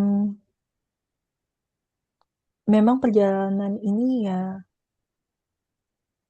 kita bergantungnya, bergantungnya ya. Hanya memohon semoga Allah mudahkan saja pada akhirnya gitu. Pada nantinya lah istilahnya. Em, apa yang Mbak Sartika alami itu kan valid ya. Dan sungguh-sungguh Mbak Sartika alami seperti itu. Mungkin belum saat ini saja. Kalau saya sih melihatnya seperti itu Mbak Sartika. Mungkin belum saat ini saja bisa melepas semuanya. Tapi tetap penuh harap bahwa akan ada satu waktu mampu untuk bisa menerima seutuhnya. Seperti itu. Kalau hal-hal yang lain, saya merasa sudah tidak kompeten ya untuk menjawab Mbak Sartika. Saya jadi mohon maaf. Saya hanya bisa menjawab seperti itu saja. Ya, Mbak Sartika. Baik, Makasih ya, banyak Kak. ya, nggak apa-apa. Saya bantu jawab ya untuk Mas Sartika ya. Bahwa benar bahwa hidup seseorang itu kan memang punya pengalaman hidupnya berbeda-beda ya. Kak Afni punya pengalaman hidup sendiri, Mbak Sartika juga sama seperti itu ya. Nah, khusus untuk Mbak Sartika, seperti ini kasusnya. Jadi, yang namanya orang tua itu memang, kalau tadi Kak Afni simpulkan yang di ujungnya itu ya, orang orang tua kita tidak bisa memilih orang tua dan orang tua tidak bisa memilih kita. Tapi ada satu yang bisa kita pilih, yaitu adalah bagaimana respon kita terhadap apapun tindakan orang tua kepada kita. Nah, itu yang bisa kita pilih dan bisa kita pelajari mulai dari sekarang. Contoh seperti misalnya tadi salah satunya bersikap asertif. Tapi contoh ya, salah satu asertif itu seperti apa? Seperti misalnya berkata tidak ketika memang kita tidak eh, mau melakukan apa yang diinginkan orang tua selama itu masih dalam koridor yang benar seperti itu ya. Seperti misalnya contoh kalau ini ada saudara kamu dibantu misalnya masalah keuangan, sementara kita tahu kita terbatas soal keuangan seperti itu. Kita boleh berkata tidak seperti itu ya. Tinggal caranya aja seperti apa. Kemudian kita bisa berkata tidak, nanti kemudian apakah harus marah-marah? Oh tidak, tidak perlu. Tentu ya, tidak perlu marah-marah. Kita cukup berkata asertif itu artinya kita berkata dengan jelas, jernih, apa yang kita sampaikan itu tersampaikan kepada orang tersebut. Tanpa kita perlu marah-marah atau kemudian menggunakan emosi yang berlebihan ya, emosi tinggi seperti itu. Kemudian apakah nanti responnya orang tua kemudian sesuai dengan harapan kita, bisa iya, bisa tidak, seperti itu ya. Nah, ketika iya, alhamdulillah. Ketika tidak, nah itu yang kita pelajari lagi. Ketika orang tua tidak merespon sesuai dengan harapan kita, misalnya kita bilang, maaf ayah, maaf ibu, aku tidak bisa membantu, seperti itu ya. Kemudian responnya marah-marah lagi. Nah, itu yang kita pelajari lagi. Oke, kalau misalnya mereka marah-marah, apa yang kita harus lakukan berikutnya? Kita belajar untuk apa? Membuat mungkin batasan fisik dulu. Oh, kalau mereka marah-marah, misalnya kalau kita masih tinggal satu rumah, mungkin oke kita melipir dulu deh. sejenak ya keluar seperti itu.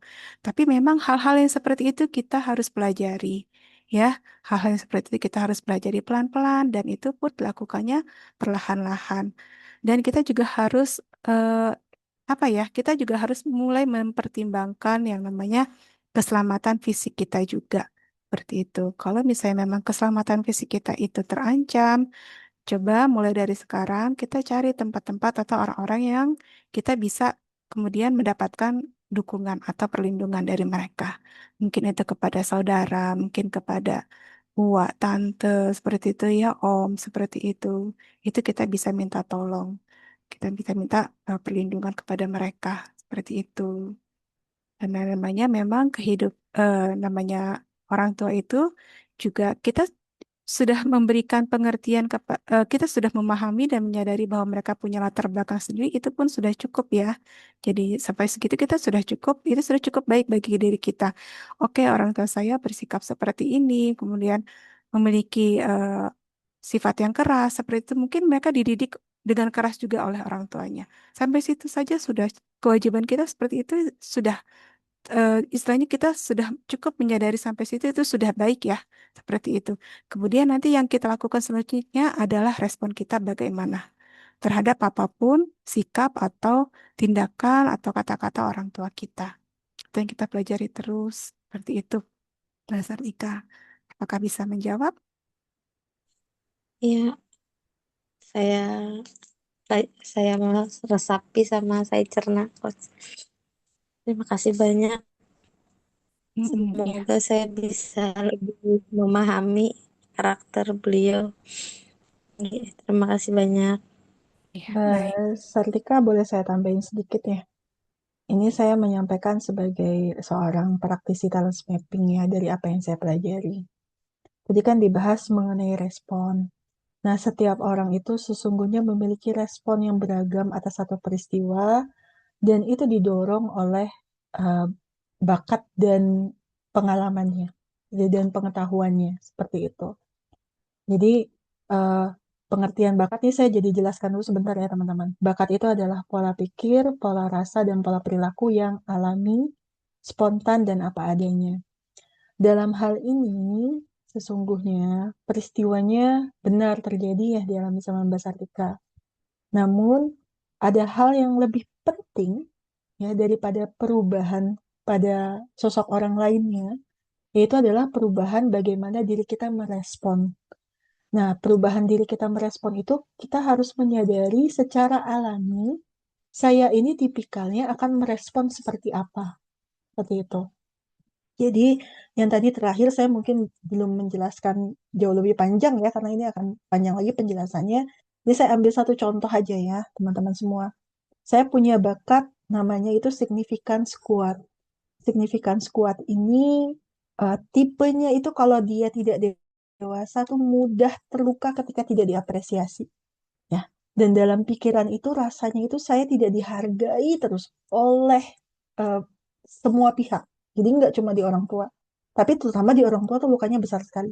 Jadi respon saya itu adalah saya merasa diri saya tidak berharga. Dan itu ternyata didorong oleh keberadaan bakat tadi. Dan itu baru saya pahami setelah saya mempelajari talent mapping tadi. Seperti itu. Jadi Mbak Sarlika boleh untuk saat ini yang bisa saya sarankan, coba kenali bagaimana Mbak Sarlika merespon terhadap peristiwa tersebut. Mungkin dari sana Mbak Sarlika baru bisa mulai memodifikasi respon saya seharusnya seperti apa. Ya, gitu. Itu aja ya Mbak Sarlika ya. Semoga bisa membantu. Iya, betul ya. Jadi kita memang lebih banyak lagi sebenarnya gini, kalau dari saya sebelum kita eh, berhubungan dengan orang lain ya, berinteraksi dengan orang lain bahkan itu kepada orang tua kita sendiri, coba kita semakin mengenali diri kita sendiri dulu ya. Seperti misalnya kalau misalnya saya sedang sedih, itu apa sih yang biasanya saya lakukan? Nah, seperti itu ya. Kalau saya, contoh saya misalnya sukanya film detektif seperti itu ya. Oh, adik saya sukanya film drama Korea, misalnya drama Cina. Saya nggak suka seperti itu. Nah, kita semakin mengenali diri kita. Ya, kalau saya sedang sedih, saya seperti ini. Kalau saya sedang kecewa pada orang lain, saya seperti ini. Nah, nanti dari situ akan kita bisa kembangkan lagi tuh. Seperti misalnya, kalau saya kok kalau lagi sedih, pengennya nangis terus ya. Nanti kita kan ada kesadaran di sana. Oh, berarti mungkin jangan nangis terus-terusan seperti itu ya, karena nangis terus-terusan itu adalah energi. Mungkin kita bisa alihkan ke hal-hal yang lain seperti itu. Atau seperti Kak Afni bilang tadi ya, kalau kita semakin mengenali apa sih diri kita itu seperti apa kekuatannya, nanti kita akan tahu. Seperti misalnya kalau aku belum bisa ngomong asertif, tapi contoh misalnya saya bisa kemudian menyampaikan pendapat kepada orang tua atau opini saya kepada orang tua dengan cara-cara seperti apa. Itu mungkin bisa seperti itu ya. Tapi memang bahwa eh, yang namanya orang tua atau orang lain itu adalah kita harus menyadari juga seseorang itu perubahan hanya akan terjadi apabila sudah ada kesadaran dalam dirinya sendiri, dirinya masing-masing, termasuk juga dalam diri orang tua. Dari kita menyadari diri kita, kemudian orang tua itu perlu untuk menyadari dirinya masing-masing. Berarti itu ya, jadi kita tidak membebani kesadaran orang tua kepada diri kita. Kita sudah berbuat baik, mencoba berbuat baik kepada orang tua, kemudian orang tua meresponnya mungkin negatif seperti itu, cukup bagi diri kita, kita sudah cukup berbuat baik, itu sudah cukup, sudah baik ya. Apapun nanti responnya orang tua itu adalah tanggung jawab mereka sendiri. Ya, mereka itu harus menemukan caranya untuk mencapai kesadaran diri mereka sendiri. Seperti itu ya, Mbak Sartika ya. Dan itu kita lakukan pelan-pelan aja, sedikit demi sedikit aja. Gitu ya. Mm-mm. Terima Baik. kasih banyak. Ya, Relate semuanya sama yang saya alami. Terima kasih banyak iya, Coach sama Kak Aviana. iya, sama-sama. Baik, teman-teman yang lain, ada yang mau share juga, ada yang mau cerita, silakan. Mbak Uci, gimana Mbak Uci kabarnya? Alhamdulillah. Assalamualaikum, Mbak. Alhamdulillah. Hmm. Alhamdulillah, Mbak Uci ini sudah Mm-mm. banyak progres nih ya. Ya, alhamdulillah. Tapi kadang-kadang ini perasaan saya tipis ya, Mbak ya. Mm-mm. Saya kan ke sini kan baru tahu jawaban. Ke Amerika itu ternyata baru tahu jawabannya setelah hampir saya di sini sudah 23 tahun. Berarti, Dan oh, saya ya, dan saya lari ke sini itu ternyata cari aman. Ya, karena dari pihak saudara, dari pihak lingkungan itu kayak orang tua saya tuh sering minta perantara orang untuk ngomong gitu loh. oh Jadi ya. saya merasa dikeroyok. Nah, apalagi saudara dari pihak ibu yang Pak D saya itu diktator. Nah, ini saya kan rencananya mau pulang tahun depan. Jadi saya kayak, aduh gimana ya? Bingung, Mbak. Nervous. Mm-mm. Tapi saya udah ada niat, oke, saya mau minta maaf sama mereka gitu. Tapi tipis Mbak, karena saya nggak nututi bapak saya ya. Bapak saya meninggal tahun 2011 apa 2000 sampai 13 saya lupa. Itu kadang saya kalau ingat itu sebel gitu. Sebel tapi sudah sedikit Mbak, sudah sedikit pokoknya udah tipis, nggak kayak yang kemarin-kemarin kalau ingat bapak itu langsung saya mendadak mau nangis gitu. Kalau sekarang ini gimana ini caranya saya minta maaf ke bapak saya seperti itu. Yang jadi ada di hati saya itu sekarang seperti itu. Soalnya saya sebelnya memang di bapak saya ya, ya itu karena saya Mbak, apa ya Mbak ya, Hmm, tanpa bapak saya ngasih pengertian, saya tuh harus mengerti semuanya gitu loh. Hmm. Tahu maksud saya? Ya, paham. Ya, makanya jadi saya tuh petanya juga baru tahu baru-baru ini. Oh, begini. Ternyata saya seperti ini ya karena hmm,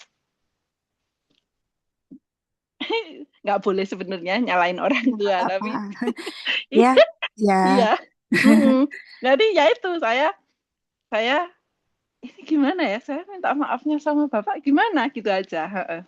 Biar saya mau pengennya tuh lost plong, nggak mau ada perasaan "Ih, aku sebel sama ini." Pengennya gitu gimana? Ya gitu aja, Mbak. Ya, coba Kak Afni, ada ini nggak? Ada saran nggak nih terhadap ceritanya Mbak Uci nih? Ya, salam kenal Mbak Uci. Salam kenal, Ya, Mbak. Kakak. ya. Iya. Ini Heeh. saya juga jadi ingat cerita almarhumah ibu mertua saya ya, waktu itu yang saya Mm, cerita di awal, rasa bersalah yang demikian besar gitu karena apa yang terjadi ketika beliau berpulang. Em, Bagaimana cara meminta maaf ya saya sampaikan, pertama sih saya sampaikan dalam doa. Terus kedua yang saya lakukan itu adalah saya selalu membicarakan kebaikan beliau dan meneruskan kebaikan-kebaikannya gitu. Jadi ah, yang abadi itu adalah kebaikan-kebaikannya. Itu yang saya harapkan ketika saya meneruskan kebaikan-kebaikan beliau. Jadi beliau itu adalah sosok yang mengajarkan saya masak. Saya dulu tuh nggak bisa masak sama sekali waktu menikah gitu ya.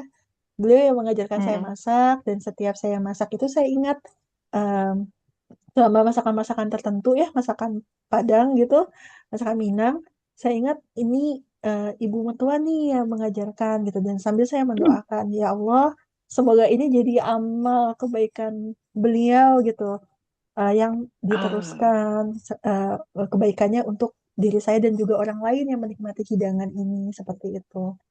Terus misalnya eh, resep-resep masakannya atau cara masaknya itu juga saya share ke orang lain, saya ajarin lagi. Jadi ketika mengajarkan tuh saya ingat bahwa ini adalah ya tadi eh, resep dari ibu, kebaikannya ibu yang diberikan ke saya sehingga kebaikan itu diteruskan lagi ke orang lain. Itu sih caranya, Mbak, yang oh, bisa oke. saya Jadi lakukan.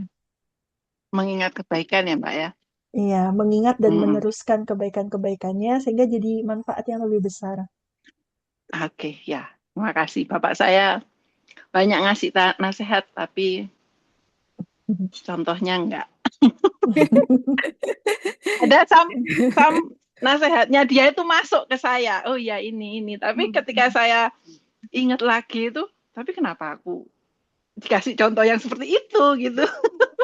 Ya, tapi Keterbatasan, iya. iya, tapi sekarang ini udah beberapa hari itu, ya saya bisa memaafkan. Eh, saya bisa memaafkan. Tapi kadang-kadang ya itu Mbak, tipis itu gimana caranya? Gimana caranya? Gitu aja sih. Ya. Iya, terima kasih. Iya, sama-sama. Izin menambahkan sedikit ya Mbak Uci ya. Jadi Iya, sebenarnya iya. dalam dalam perjalanan healing itu adalah kadang-kadang kita itu eh, nggak perlu banget kita mencari yang namanya apa sih kriterianya kita sudah memaafkan gitu ya. Atau apa Hmm, kriterianya kita itu sudah let go itu seperti itu ya. Kadang-kadang kita nggak perlu ya, poin satu sudah tercapai, poin dua sudah itu seperti itu ya. Kadang-kadang kita hanya cukup untuk kita move on aja terus. Itu pun kita sudah memaafkan. ya. Seperti itu. Kayak Oh, Kak Uci tadi, ada sih sebenarnya poin-poin yang nasihat-nasihat Bapak yang baik gitu ya. Nah, itu langsung hmm, lanjutin aja sama Mbak Uci. Oke, dulu Bapak saya memberi nasihat seperti ini, tapi tidak bisa menjalankannya karena punya keterbatasan personal ya. Nah, sekarang aku hmm. bisa menasihati orang dan aku melaksanakannya. Nah, itu pun sudah satu kebaikan yang kita Oh, oke. teruskan gitu. Iya, seperti itu Mbak Uci ya. Terima kasih. Iya, sama-sama. Ini ada pertanyaan di chat ya. Kalau tipe orang yang tidak kuat mendengar bentakan atau suara keras, bagaimana cara merespon bila, oke, orang tua marah dengan suara keras supaya emosi tetap stabil dan tenang? Silakan, Kak Afni. Aduh, ini pertanyaannya ngeri-ngeri sedap ya. Sebetulnya mau menjawab itu takut di luar kompetensi juga ya.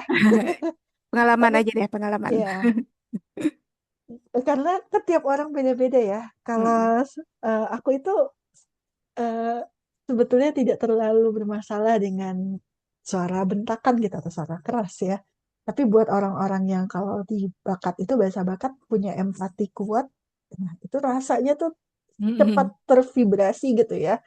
Dan eh, rasa emosi marah yang ditangkap itu jauh lebih kuat daripada orang-orang seperti aku yang memang empatinya juga tidak kuat gitu. Nah, jadi harus bagaimana nih kalau misalnya tidak kuat mendengar bentakan atau suara keras dari orang tua? Pertama, setting boundaries dulu. Buat batasan yang jelas.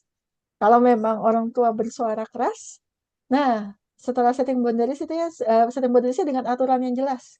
Kalau orang tua bersuara keras, saya harus melakukan apa?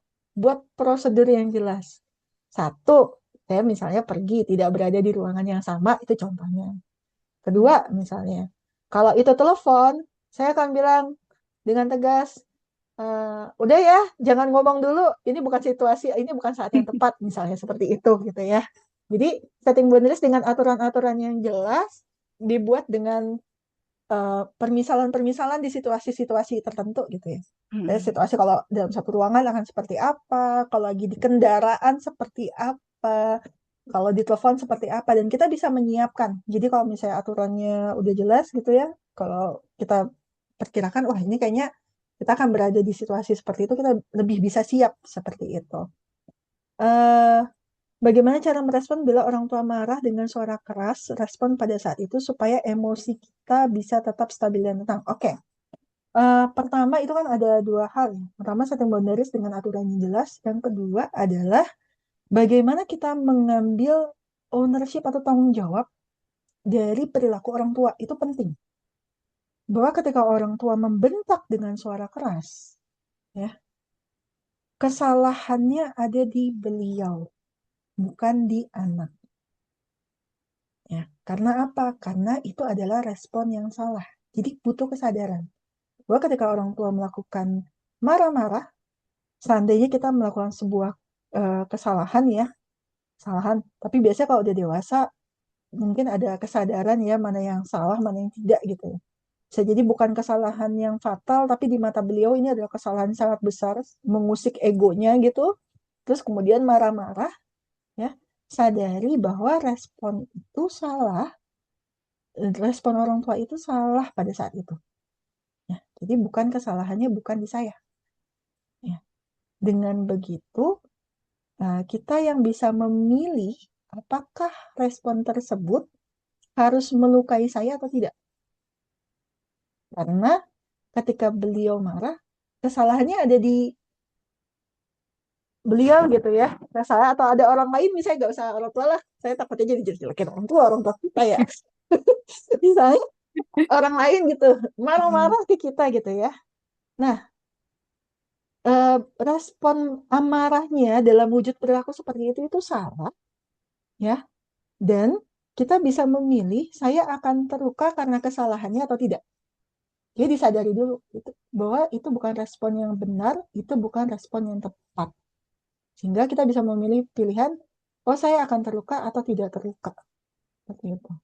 Jadi sih, ya semoga benar ini jawabannya. Aduh. Oke, tambahin sedikit ya untuk teman-teman juga semuanya ya. Teman ini kan kalau Kak Afni kan punya signifikansinya kuat ya. Kalau kita nih yang lembut-lembut gimana nih? Gitu kan ya. Jadi buat teman-teman yang mungkin lebih sensitif atau apa ya, mungkin memang nggak kuat untuk mendengar suara yang keras-keras seperti itu, sebenarnya nggak apa-apa ya kalau misalnya memang ada kondisi ketika misalnya bertemu dengan situasi atau kondisi yang memang teman-teman bisa untuk minggir ya keluar seperti dari sana seperti itu nggak apa-apa ya. Karena kalau memang dipaksakan pun pasti nanti akan berakibat beberapa orang ya, mungkin yang lebih sensitif itu akan berakibat langsung ke fisik, akan terasa langsung ke fisik. Seperti misalnya jantung ikutan berdebar kencang seperti itu ya. Kemudian badan itu bisa sampai gemetar ya. Jadi kalau misalnya kita punya karakteristik yang seperti itu ya sudah kita minggir aja. Kita menyelamatkan diri kita dulu secara fisik kita. Kita mengamankan fisik kita dulu. Nah, apakah nanti kemudian akan dinilai tidak baik atau seperti apa? Ya, itu sebenarnya semuanya responnya kita kembalikan lagi kepada orang tersebut. Kita sebenarnya di sini hanya menyelamatkan diri kita secara fisik aja. Karena kan memang begini ya teman-teman ya, tidak semua tempat, tidak semua hal itu memang kita harus selalu ikuti terus ya, begitu ya. Kalau kita memang ingin mencapai kesehatan ya, terutama sehat fisik, sehat psikis gitu ya. Jadi ada kalanya ketika kita memang bisa menghindar, nggak apa-apa menghindar, kecuali itu sesuatu yang benar-benar krusial atau memang sangat-sangat darurat yang kita harus ikuti. Seperti itu. Kalau misalnya seperti dalam kondisi kita ada di rumah sakit, suasana hidup pikuk, kita mau nggak mau ada di sana. Hey, kita harus ada di sana. Kita mencoba bertahan. Nah, kalaupun terasa sampai dampaknya di fisik, ya teman-teman bisa kembali untuk grounding.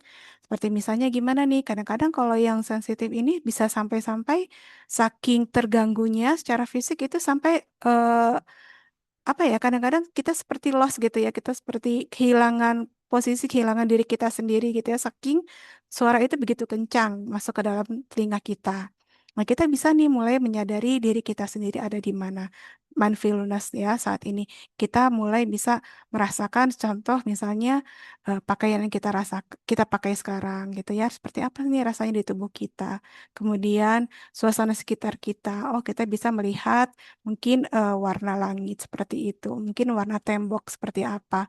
Kita sadari dulu aja diri kita dan lingkungan sekitar kita. Itu akan membantu kita lebih grounding, membantu kita untuk lebih stabil, lebih tenang seperti itu. Kalau momennya sudah berlalu, kita bisa lakukan yang namanya mengatur nafas lagi seperti itu. Jadi kembali ke diri kita lagi. Seperti itu ya, karena memang ada orang-orang yang diciptakan memiliki saraf yang memang lebih sensitif terhadap suara, terhadap cahaya itu lebih sensitif dan itu tidak apa-apa. Nah, untuk tadi yang apa tadi ya? Yang kedua ya. Tadi apa ya? Merespon supaya oke pada saat kejadian ya. Nah, itu benar ya kata Kak Afni bilang. Jadi kita sadari dulu, kita kembalikan dulu bahwa tindakan orang lain itu seseorang itu memiliki tanggung jawab atas tindakannya sendiri, gitu ya. Termasuk orang tua kita juga sama, seperti itu ya. Contoh kalau misalnya ada orang tua yang mungkin bersuara keras, kemudian menyalah-nyalahkan kita, padahal kita tahu diri kita tidak salah seperti itu ya. Kita cukup sadari bahwa oh ini adalah tindakan orang tua kita sendiri gitu ya. Ini tindakan ayah saya, memang seperti ini ayah saya tidak salah seperti itu. Atau kemudian teman-teman nanti bertemu dengan orang yang mungkin menyalahkan kita tanpa kita tahu. Salah saya apa ya? Tiba-tiba ketemu langsung cerita macam-macam, menyalahkan kamu begini, begini, begini, menuduh-nuduh seperti itu. Kita cukup sadari bahwa oh itu tidak benar gitu ya. Orang tersebut memiliki pandangan yang salah dan itu adalah tanggung jawab dia. Seperti itu. Nah, di sini kita bisa mulai kemudian melakukan hal yang berikutnya apa? Kita mulai bisa menanyakan ke diri kita sendiri, oke, terhadap kejadian ini kita bisa memilih apa tindakan kita selanjutnya. Kita bisa kemudian merenung, sedih gitu ya, kemudian ya, atau kita bisa tetap melanjutkan aktivitas kita sehari-hari seperti itu. Kita bisa kemudian larut ke dalam apa? eh, Melamun gitu ya, terus-menerus atau kita bisa kemudian tetap produktif. Apakah nanti akan terganggu atau tidak nih? Kalau kita memilih untuk produktif, mungkin akan terganggu. Mungkin tidak, mungkin iya. Kalaupun terganggu, kita boleh kemudian mulai dari sedikit-sedikit dulu aja.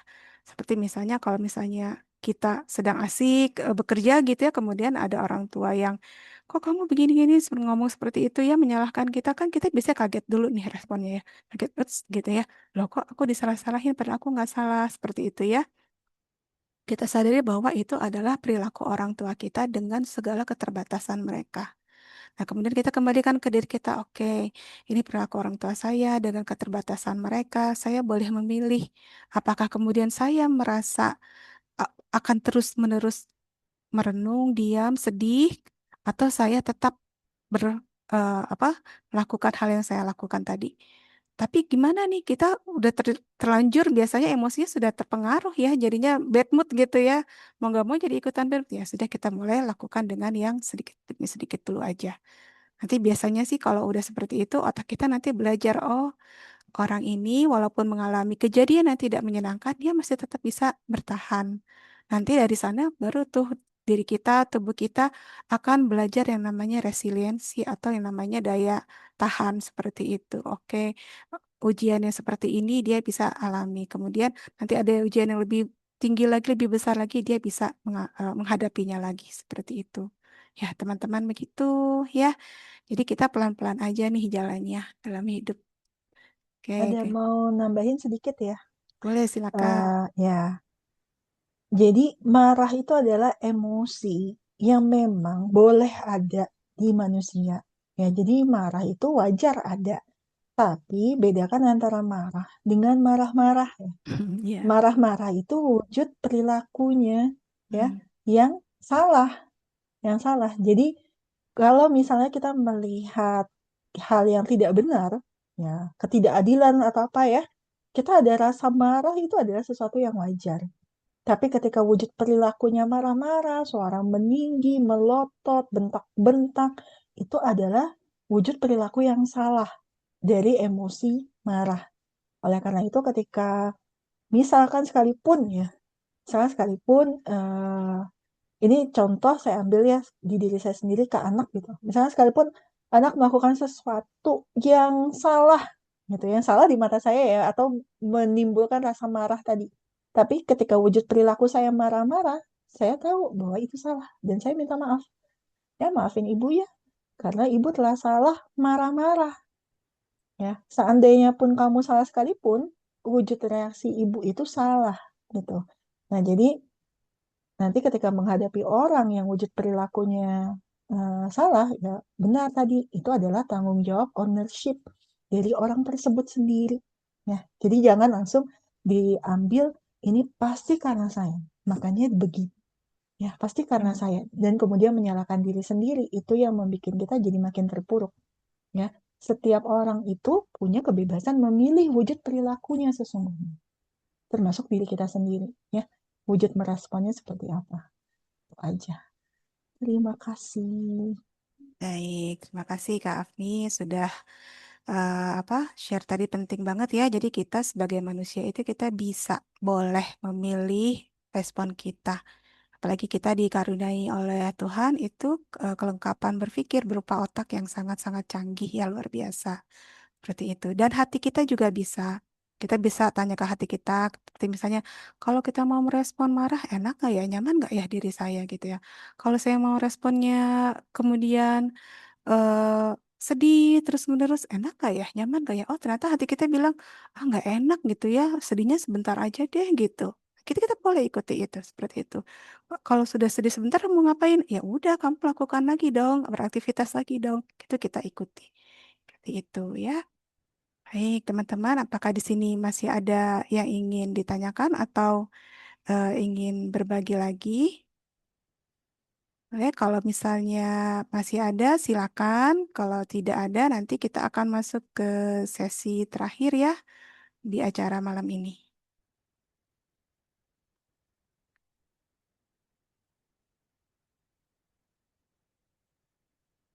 Oke, sepertinya bagaimana nih teman-teman eh, sudah sepertinya Kak Afni ya kita sudahi dulu mungkin ya untuk sharing dan tanya jawabnya.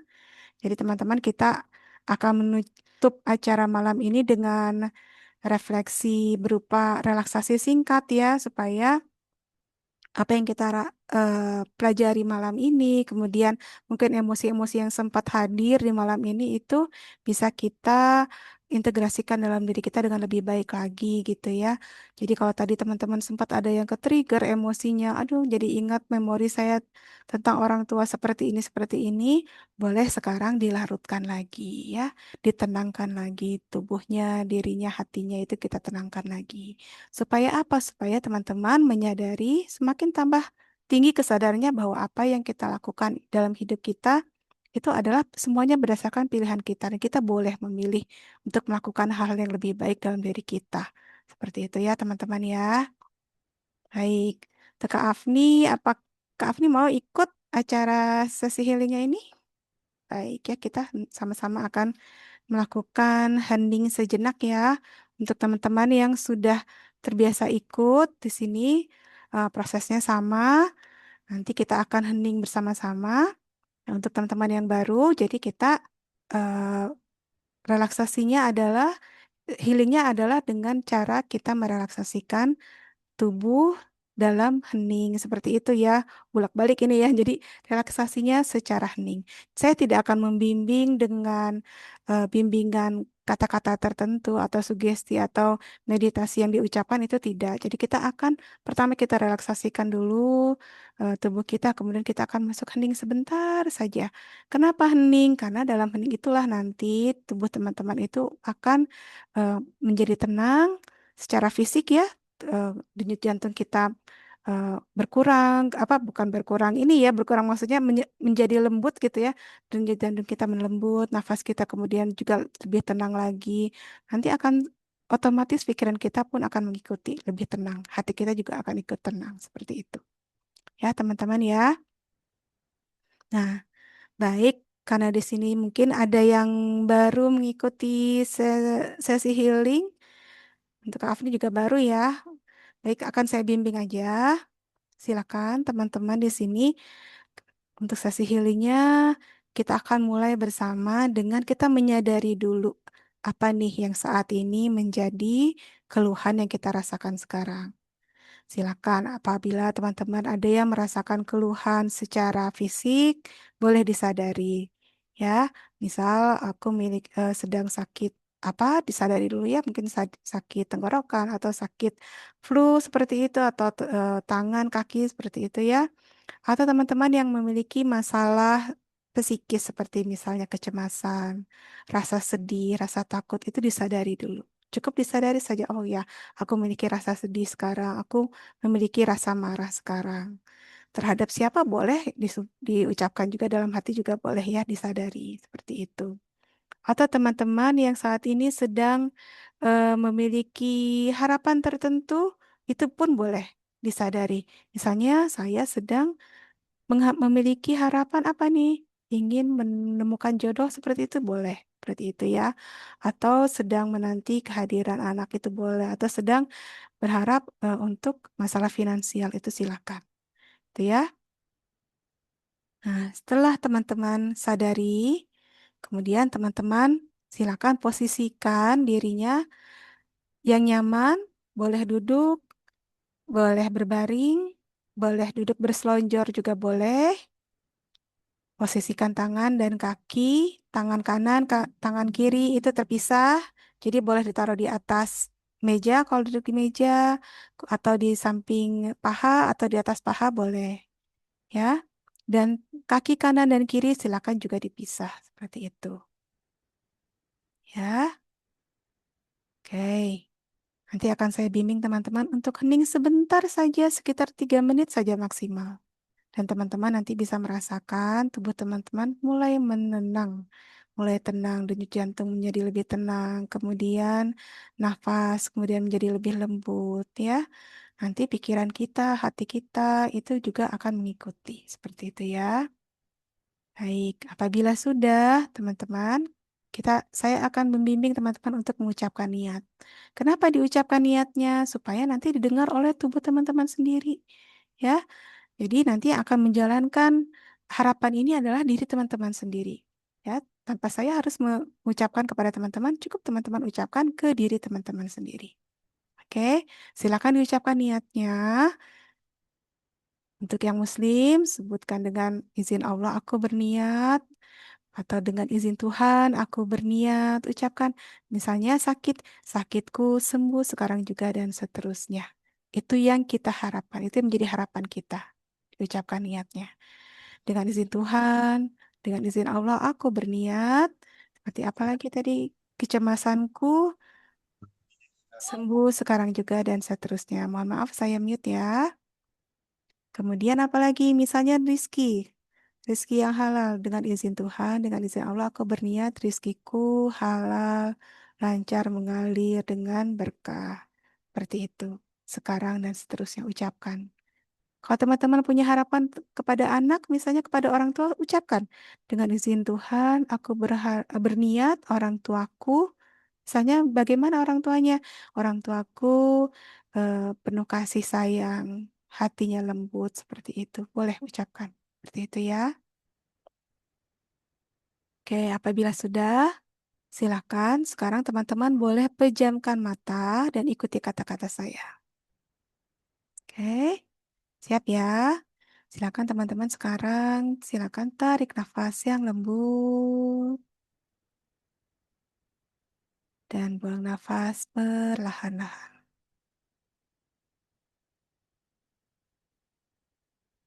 Teman-teman boleh membuang nafas lewat mulut, lewat hidung. Sekali lagi, tarik nafas dan buang nafas perlahan-lahan.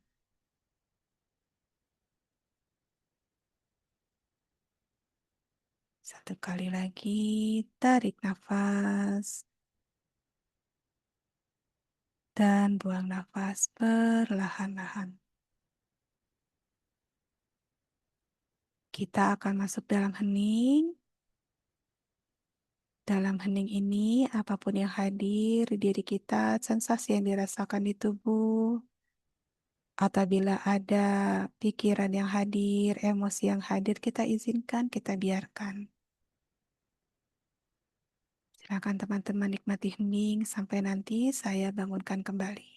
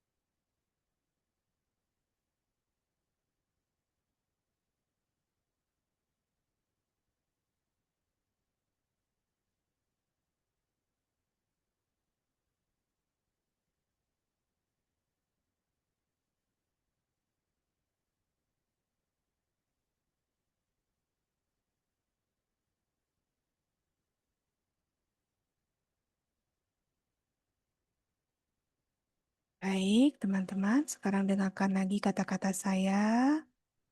Silakan tarik nafas, buang nafas lagi yang lembut. Tarik nafas, buang nafas lagi. Dirasakan lagi tangannya, kakinya, tubuhnya. Boleh digerak-gerakkan lagi jari-jari tangan, jari-jari kakinya perlahan-lahan. Oke, apabila sudah, teman-teman boleh buka matanya perlahan-lahan.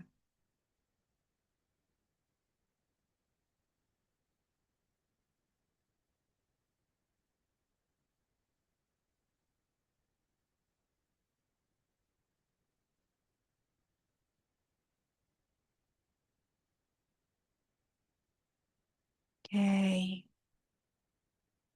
gimana? Sudah kembali ke kesadaran kita?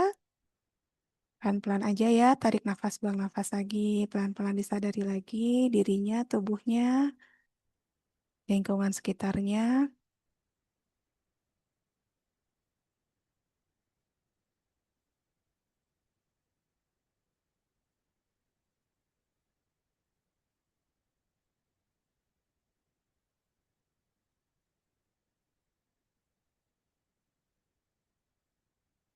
Sudah, baik. Baik, teman-teman. Ada yang dirasakan tadi apa enggak? Masya Allah, pengamatan. Baik. Ya, jadi untuk Mbak Sartika dan teman-teman lain yang mungkin baru merasakan, jadi apa sih yang kita lakukan tadi? Kok hening diam seperti itu aja? Kita hening dalam sadar ya. Karena kita bisa hening, tapi kita tidur. Tidur lelap seperti kita tidur seperti biasanya, itu kita bisa. Ya, tapi itu kita, kalau kita tidur lelap itu maka yang akan mengambil alih adalah tubuh kita secara otomatis ya. Jadi kita tidak punya kuasa apapun. Tapi ketika kita sadar namun kita hening, maka disitulah akan mulai itu yang namanya proses sistem saraf kita bekerja mulai pindah dari simpatik atau kritis seperti biasanya pindah ke parasimpatis. Ya, parasimpatis itu artinya kita mulai untuk rileks, tubuh kita rileks. Tubuh kita rileks. Di, dari mana ketahuannya? Dari nafas kita yang semakin lembut. Kalau kita tidur kan kita nggak ketahuan ya. Kadang-kadang dipengaruhi oleh mimpi bisa aja tiba-tiba kita nafasnya terengah-engah seperti itu ya. Mimpi kita buruk, dikejar-kejar, kita ngos-ngosan seperti itu. Mimpi kita menyenangkan, kita bahkan sampai tertawa-tawa seperti itu pun bisa ya. Tapi ketika tidak kita tadi hening dalam keadaan sadar, adalah kita memilih sendiri kondisi itu. Kita menciptakan untuk diri kita sendiri, untuk tubuh kita, bahwa saya di sini hadir, tenang kondisinya, dan saya sadar. Ya, apapun emosi yang kita rasakan tadi kita izinkan. Kalau tadi ada teman-teman mungkin merasakan ada emosi yang muncul tidak menyenangkan seperti itu pun kita hadapi dengan ketenangan. Tenangan dari secara tubuh kita ya. Nanti itu akan melarut sendiri emosinya biasanya. Rasa gelisah, takut, sedih biasanya itu akan berkurang sedikit demi sedikit. Itu ya. Nah, ini yang kita akan lakukan secara rutin 2 kali sebulan.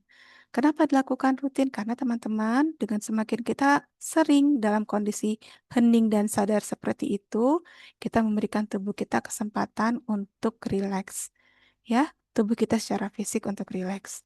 Nanti kalau sudah rileks tubuh kita, otak kita pun akan mengikuti. Ya, hormon-hormon stres itu akan berkurang seperti itu. Pikiran kita akan bisa jadi lebih jernih. Ya, teman-teman ya.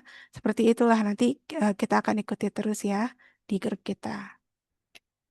Ada yang kayak jalan halus, oke. Jadi ya mungkin itu aliran darah yang tadinya apa? Biasanya kalau ada yang seperti ada yang jalan di kulit kita itu, biasanya aliran darah yang mulai mengalir kembali.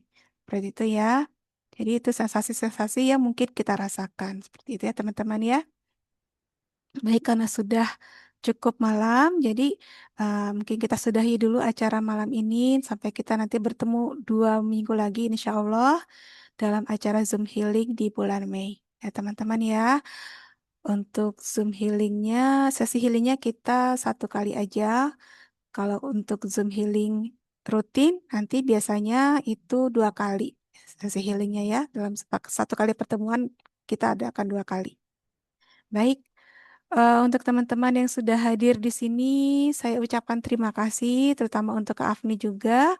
Saya ucapkan terima kasih sudah berbagi cerita, insight ya, dan pengalaman hidupnya. Insya Allah bisa menjadi pengalaman yang berharga untuk kita semua. Seperti itu ya teman-teman. Dan teman-teman yang di sini dalam perjalanan healing, perjalanan untuk bangkit kembali, jangan menyerah ya. Insya Allah kita bisa terus berjalan. Walaupun jalan itu istilahnya baby steps gitu ya. Sedikit demi sedikit aja, kecil-kecil aja nggak apa-apa. Kita jalan terus gitu ya.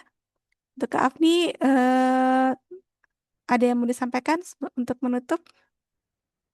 Hmm, nggak ada sih, rasanya udah disampaikan semua ya. Hanya ingin menyampaikan satu aja. Untuk teman-teman semua, selamat menjalani perjalanannya. Sama-sama kita berdoa semoga Allah memudahkan untuk bisa istiqomah. Dan di akhir, semoga kita adalah termasuk dalam kelompok yang dipanggil pulang sebagai jiwa-jiwa yang tenang. Itu aja. Oh ya, baik. Makasih. Terima kasih. Nanti makalahnya kalau boleh nanti di-share ya di nanti akan saya share di grup ya. Untuk teman-teman baca-baca lagi ya untuk pegangan ya. Terutama golden rules-nya tuh. Boleh tuh dicobain ya. Golden Rules-nya Kak Afni ada 3. Saya satu dulu aja dia boleh nggak? Boleh kali ya.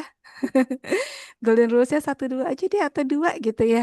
Boleh lah kita lakukan itu ya. Baik, terima kasih banyak atas kehadiran teman-teman. Terutama untuk Kak Afni juga. Terima kasih sudah berbagi. Sampai nanti kita bertemu lagi insya Allah di bulan Mei mendatang ya. Assalamualaikum warahmatullahi wabarakatuh. Silakan teman-teman beristirahat dengan nyaman hari Waalaikumsalam ini, malam warahmatullahi. ini. Oke. Izin Eh, live ya. ya, Thank izin saya juga, you. Alif. Waalaikumsalam.